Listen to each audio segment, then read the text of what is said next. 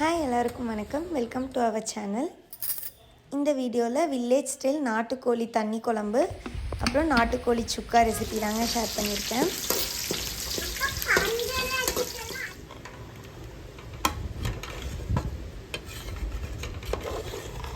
இது நேற்று சண்டே எடுத்த வ்ளாகுங்க. சண்டே அப்படின்னாலே அடிக்கடி வீட்டில் நான்வெஜ் செய்வோம். அதுக்குன்னு எல்லா வீக்கெண்டும் நான்வெஜ்ஜாகவே இருக்காது. ஆல்டர்னேட்டிவ் வீக்கெண்ட்ஸில் நான்வெஜ்ஜாக தான் இருக்கும். இங்கே நம்ம தோட்டத்துலேயே நாட்டுக்கோழி இருக்கிறதுனால 2 கிலோ 1.5 கிலோ வர அளவுக்கு வளர்த்துவோம். அதுக்கப்புறம் எப்போயாவது ஃபங்க்ஷன் அந்த மாதிரி வந்தது அப்படின்னா அன்றைக்கி சமைச்சிக்குவோம். கோழி அந்தளவுக்கு ரொம்ப அதிகமாக இல்லை, ஒரு 3 months ஒன்ஸ் 2 months ஒன்ஸ் போடுற மாதிரி தாங்க இருக்கும். இங்கே வீட்லேயே தோல் உரித்து க்ளீன் பண்ணி எடுத்துகிட்டு போயிடுவோம். கட் பண்ணுறது கடையில் சிக்கன் கடையிலையோ மட்டன் கடையிலையோ கொடுத்து தாங்க கட் பண்ணுவோம். நேற்று நாங்கள் சேவல் தான் அடிக்கலான்னு சொல்லி முன்னத்து நாளே அடைச்சி வச்சுருந்தோம். அது தோல் உரித்து வாட்டினதுக்கப்புறமா மஞ்சள் தடவி ஒரு டைம் நல்லா வாஷ் பண்ணிவிட்டு கடைக்கு கொண்டு போய் க்ளீன் பண்ணி கட் பண்ணி வாங்கிட்டு வந்துட்டோங்க.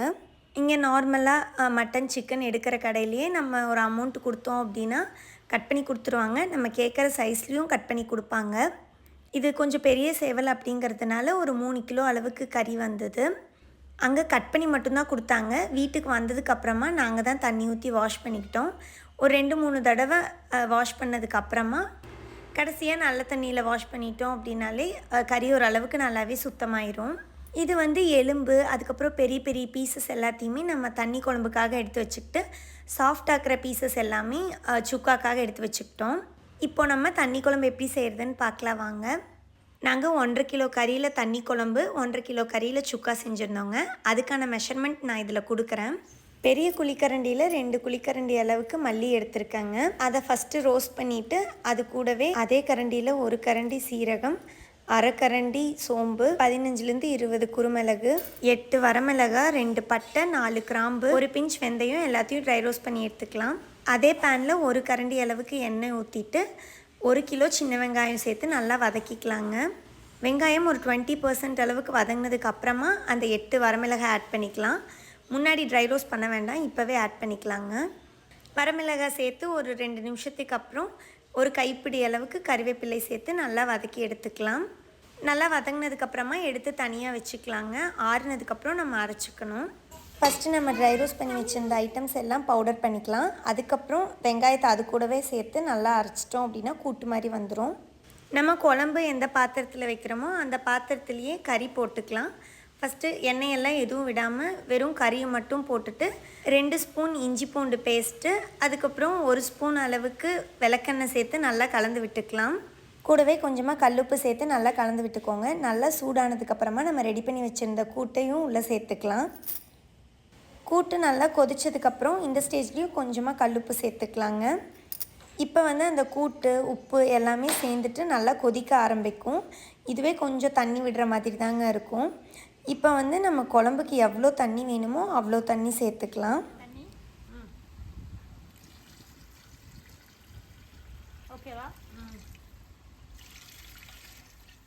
தண்ணி சேர்த்துட்டு மேலே ஒரு தட்டு வச்சு க்ளோஸ் பண்ணி வச்சுக்கோங்க.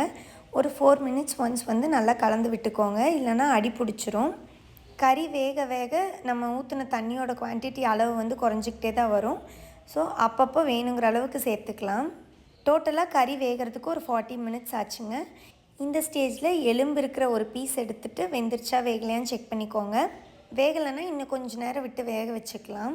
3/4 மூடி தேங்காய் அரைச்சி இந்த குழம்புல சேர்த்து ஒரு கொதி விட்டு இறக்கணும் அப்படின்னா ரெடி ஆகிடும். கடைசியாக கொத்தமல்லி இலை தூவிக்கலாங்க. குழம்பு ஆல்மோஸ்ட் ரெடி. இனி தாளித்து கொட்டினோம்னா போதும். நம்ம முன்னாடி வதக்கினா அதே பேன் யூஸ் பண்ணிக்கலாங்க. அதே பேனில் 1 கரண்டி எண்ணெய், கடுகு, 10 சின்ன வெங்காயம், 1 கைப்பிடி கருவேப்பிலை, 2 வரமிளகாய் சேர்த்து தாளித்து விட்டுக்கலாம். ஒன்ஸ் தாளித்ததுக்கப்புறமா 1 ஸ்பூன் இஞ்சி பூண்டு பேஸ்ட்டு போட்டும் தாளிச்சிக்கலாங்க.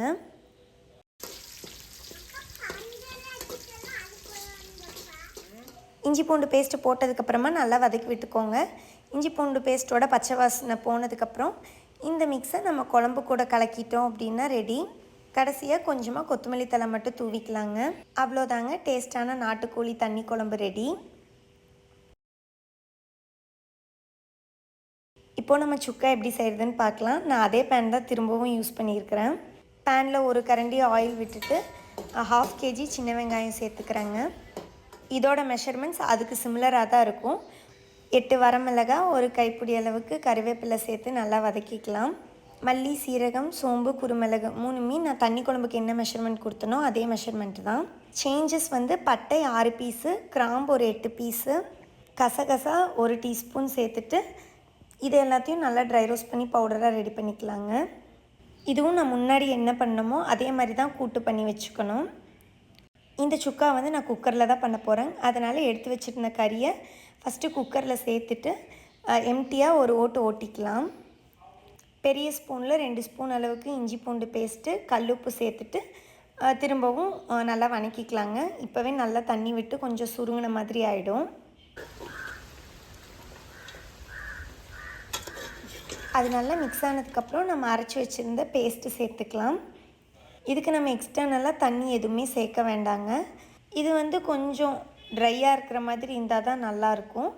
அதனால் அந்த கூட்டு சேர்த்ததுக்கப்புறமா குக்கர் க்ளோஸ் பண்ணி ஒரு 10 விசில் விட்டு எடுத்துக்கலாம். நாட்டுக்கோழி வேகிறதுக்கு கொஞ்சம் டைம் ஆகும். நான் கரெக்டாக 10 விசிலில் கேஸ் ஆஃப் பண்ணிட்டேங்க. ப்ரெஷர் அதுவாக ரிலீஸ் ஆனதுக்கப்புறம் ஓப்பன் பண்ணி பார்த்தோம். கறி சூப்பராக வெந்திருந்தது. இது கூட தேங்காயும் முந்திரியும் அரைச்சி ஊற்றி ஒரு கொதி விட்டு எடுத்துக்கணும். ஒரு மூடி தேங்காய், 15 முந்திரி பேஸ்ட்டாக ரெடி பண்ணி சேர்த்துட்டு கூட கொஞ்சமாக தண்ணி மட்டும் சேர்த்து கலந்துக்கிறோம். இப்போ இதுக்கும் நம்ம தாளிப்பு சேர்த்தோம் அப்படின்னா சுக்காவும் ரெடிங்க. பேனில் கொஞ்சமாக ஆயில், 15 சின்ன வெங்காயம், 2 பச்சை மிளகாய், 2 வரமிளகாய், ஒரு கைப்பிடி கருவேப்பிலை சேர்த்து வதக்கிட்டு ஒரே ஒரு தக்காளி மட்டும் சின்ன பீசஸாக ஸ்லைஸ் பண்ணி சேர்த்துக்கிறேன். அதுவும் வதங்கினதுக்கப்புறமா 1 ஸ்பூன் இஞ்சி பூண்டு பேஸ்ட்டு சேர்த்து நல்லா வதக்கி விட்டுட்டு இதை நம்ம சுக்கா கூட சேர்த்து மிக்ஸ் பண்ணிட்டோம் அப்படின்னா சூப்பராக ரெடி ஆகிடும். இது ரெண்டுமே ப்ராசஸ் பார்க்க பெருசாக தாங்க இருக்கும். ஆனால் செஞ்சோம் அப்படின்னா ஈஸியாக இருக்கும். டேஸ்ட்டுமே ரொம்ப சூப்பராக இருக்கும். இந்த தண்ணி குழம்பு வந்து இட்லி, தோசை, சாப்பாடு எல்லாத்துக்குமே வச்சு சாப்பிட ரொம்ப நல்லாயிருக்கும். இந்த வாரம் எங்களோட லன்ச் மெனு வந்து ஒயிட் ரைஸு, நாட்டுக்கோழி தண்ணி குழம்பு, நாட்டுக்கோழி சுக்கா.